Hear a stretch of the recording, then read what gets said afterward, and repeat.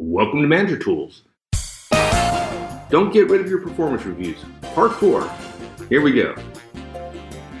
This cast answers these questions. Should my organization get rid of its performance review system? How can I deliver better performance reviews? What can I do to help subordinate managers deliver effective performance reviews? Will you want answers to these and more? Keep listening. Folks, if you're a part of the Manager Tools community, surely you've heard about Roadmap.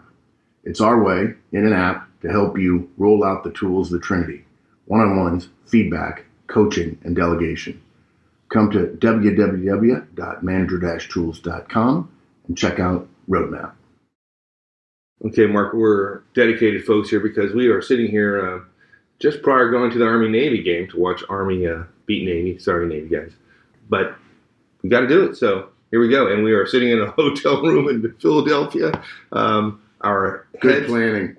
Heads are about 6 inches apart from each other. I could have done without you saying that. Pretty uncomfortable here, but we'll continue on with this subject. So I think this is a rare instance. I think people keep track of how many times we've recorded when we've been together, and this is a rare instance we're together. Maybe less than 5, I think. Yeah, let's don't do this again. Yeah, no.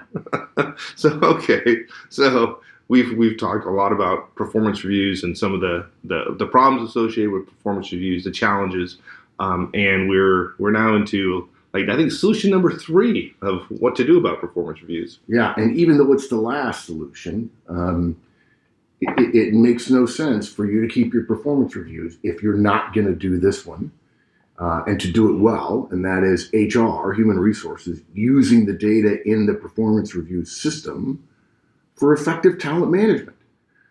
Again, performance reviews are not feedback mechanisms. We've turned them into that historically, but that's not what they're intended for.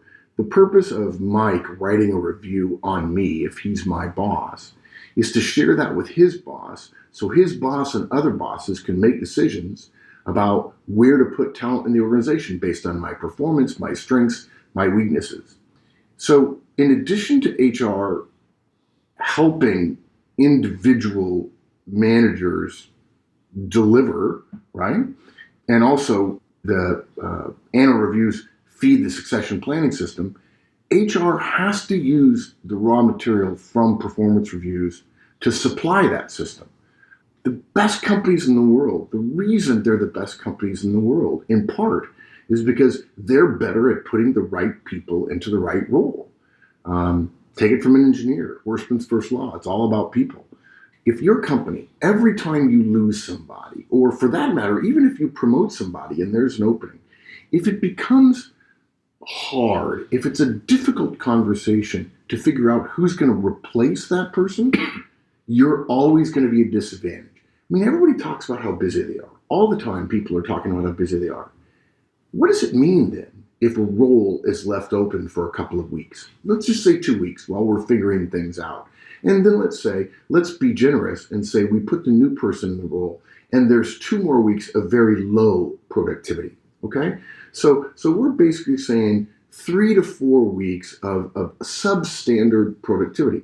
That's virtually a month. That's 8% of the year. Now, you certainly can't tolerate that in that many positions a year, because if every role is 8% less productive all year, the company's going to be 8% less productive. And so when I hear stories of, well, they don't know who's going to be my boss, how can they not know? Whenever there is a long-term opening of a couple of weeks or more, because the reason I mentioned everybody being busy, if that person in that role had been busy, that would have been 2 weeks worth of productivity. If there's nobody in the role, there's nobody doing it. There's zero productivity coming out of that role. And if that's the case, then every single time we make a change, we're essentially taking a hit to productivity. Who's supposed to be saying, who's next for that job, right? Well, who's supposed to be doing is the leadership of that job, the boss of the job, or the boss's boss of that job, and HR providing them the information. Great companies are great in part because they always have someone identified, someone specific, and someone ready to step into that next role. It's not luck. It's not a scramble behind the scenes. Basically, it's known. a lot of times people say to me, I'm really surprised you talked about, identifying a number two. I couldn't do that to my people because I'm afraid the other people wouldn't tolerate it if they found out they weren't my number two. Well, ultimately you or somebody else is going to have to make a choice. If you decide that it's not you, that you're not going to name a number two for when you go on vacation, so therefore your family's going to suffer because you can't be gone at all and you have to dial in because you haven't identified a number two. But in addition to that, the organization is going to suffer because, your boss will name who gets promoted into your role or who moves into your role. But essentially, what that will mean is your boss will be making a decision and they'll be delayed unless you privately tell your boss who your number two is. But if you were somebody's number two, wouldn't you want to know it? Well, and if you weren't number two, wouldn't you want to know that as well? Yeah. I mean, particularly, wouldn't you want to know what you needed to do to become number two? Oh, I think that excuse is a cop out because if I tell them they're not the number two, then they're going to ask me, well, why not? And now I have to have a conversation about performance, and I don't like having conversations about performance. This is the exact same thing as the Horstman Middleman test, right? If you wouldn't want it done to you, don't do it to your directs. If you were not the number two of your boss and he or she had a choice to tell you, what would you want? Everybody I know would say, oh, please just tell me. But then when you talk to them about talking to their folks, they're like, oh, no, they couldn't handle it. Yeah, exactly. They're so much smaller than I am. Right. It's just the logical impossibility of this. Well, no, it's emotionally possible. It's easier for me. I want to know what I want to know, but I don't want to have any difficult conversations. There you go. Now, that said, I know there are an awful lot of manager tools managers out there who've done the hard work of building the trust relationship, developing solid relationships with their people, and don't have any problem saying, hey, she's my number two, and you're not. And here are the things you need to do. And by the way, in many organizations, we've done a podcast about this, there's a pretty standard concept for this called Ready Now and Ready Next. Effective HR professionals, even business partners at the lowest level, and I hate that phrase, HR business partner, they have a chart with all the managers on it. And next to or below every manager's name is somebody who's ready now, meaning that if their boss goes to a special project or leaves the company or takes a promotion or whatever, they're ready to step in right away. And also somebody who will be ready next, meaning there's still some more development to be done, maybe in this role, maybe in some other role. But in order to know who's ready now and ready next, all of us managers have to do a good job of writing performance reviews and providing it to the system. And then HR has to use it to compare people and have an ongoing trust-based conversation with the managers in the organization, with the directors and with the VPs and so on, to make sure we're going to make the right choices so that we're always ready. Now, you don't want an opening to occur, but openings occur all the time. And I'll tell you the worst ones, the ones that are at the tail end of a domino thing, where there's a known role that's going to happen, a known opening that's going to happen. So we figure out who that person's going to be maybe a week or two before, which is too late, but anyway. And then because of some other situations, suddenly there's an opening 2 or 3 moves later, and nobody's ready for that one. And that's because it's likely, I hate to say this, because I'm trying very hard not to be an enemy of HR, but HR is not doing their job. Somebody's not saying, here's the person who's ready. You don't just email somebody and say, hey, we're thinking about you may have to leave. Who's your number two? And then HR goes back and reads their previous performance reviews to see whether or not a match. And they don't have any reasonable way to have a consultation with the management organization. And speaking of which, we like to say, as we like to say often on the show, there's a cast for that. We have 4 chapters in our series about how to do succession planning on a small organizational level. We also have a cast specifically for managers about quick and dirty succession planning, basically which involves naming a number two. So this guidance is already out there so that you can be ready. You can do your part if you're a line manager.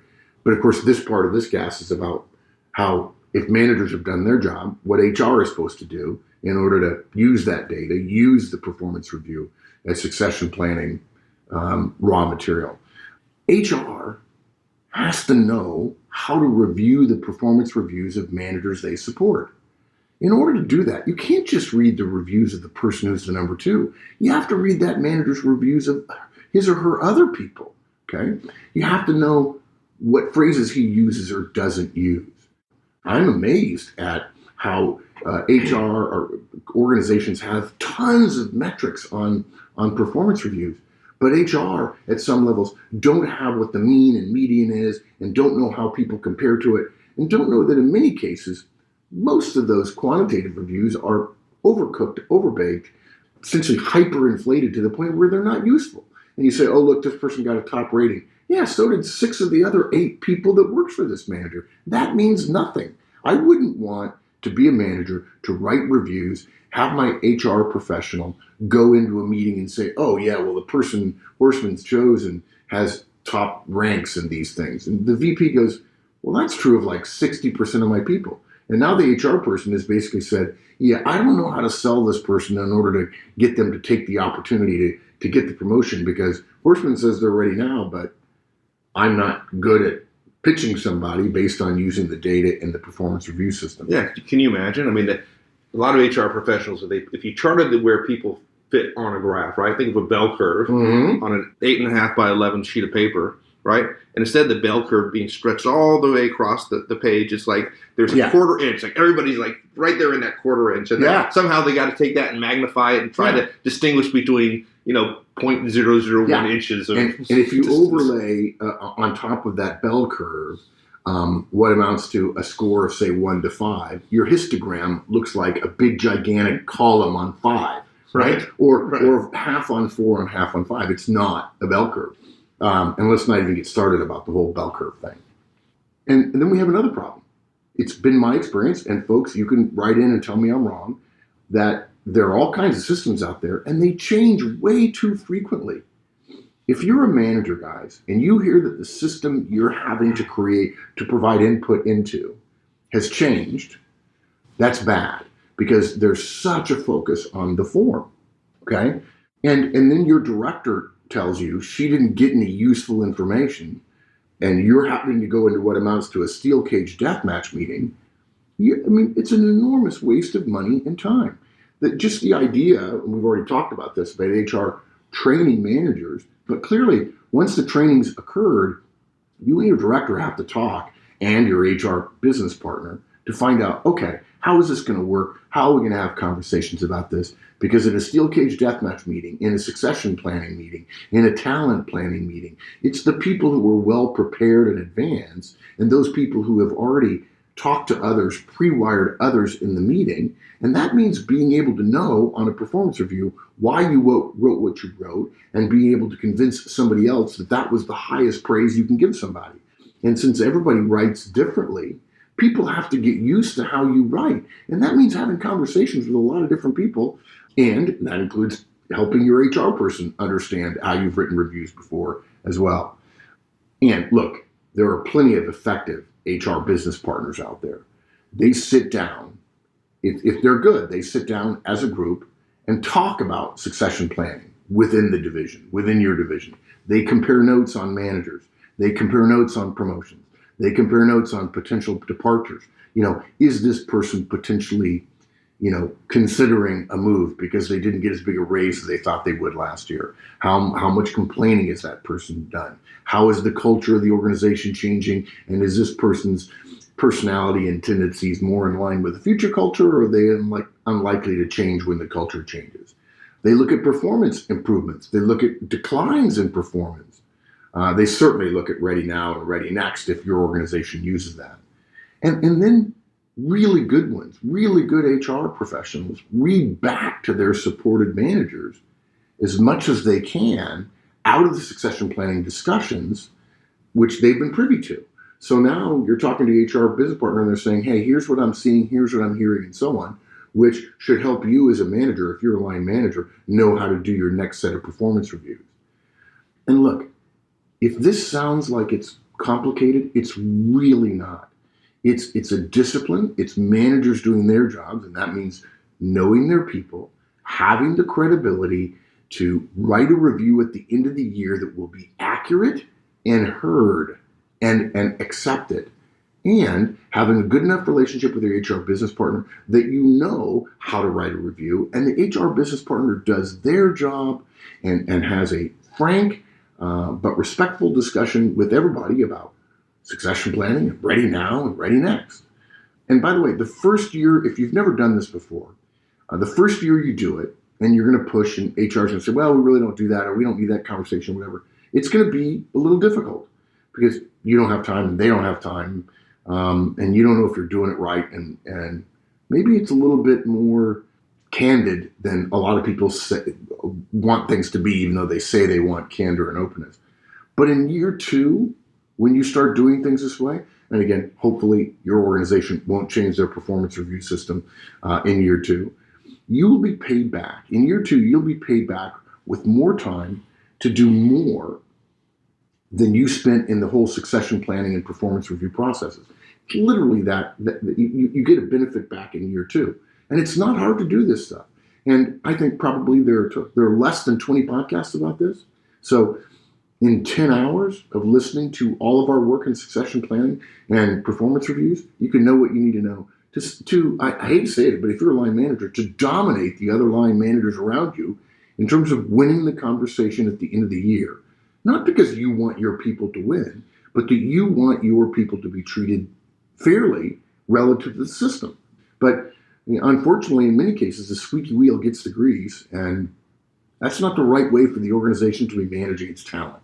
And if you don't have a good relationship with your HR business partner, don't leave it to your HR business partner. Decide to have that conversation now so that at the end of the year, when those relationships matter, you'll not only have the data, you'll have the ability to talk to that person and make a difference in the lives and careers of your directs.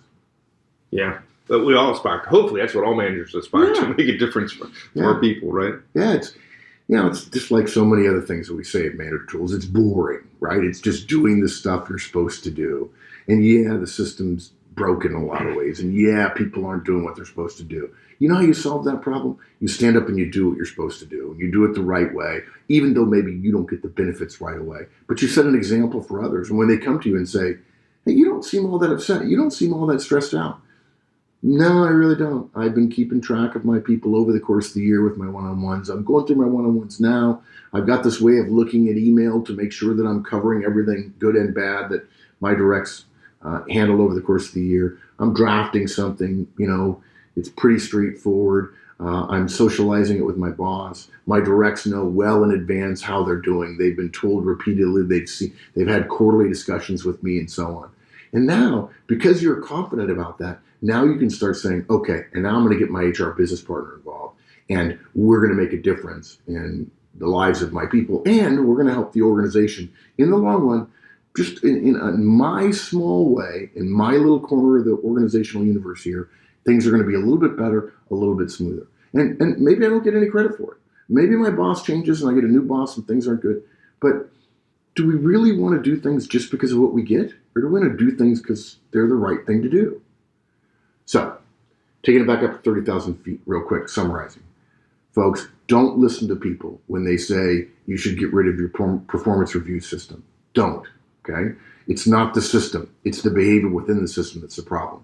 And don't change the system, because that would just probably be putting lipstick on a pig. Make your review system be what it's supposed to be for you as a line manager, for you as an HR business partner as well. It's an aggregation of feedback delivered by trusted managers, and more importantly, really, it's a source of raw material for the company's future talent planning, and that's, of course, succession planning. It's not popular to do this. It's not what everybody else does, because what everybody else does clearly is popular. But as Wilford Brimley would say, it's the right thing to do. There you go. All right. Thank you, my friend. You bet, partner. All right. We'll see you.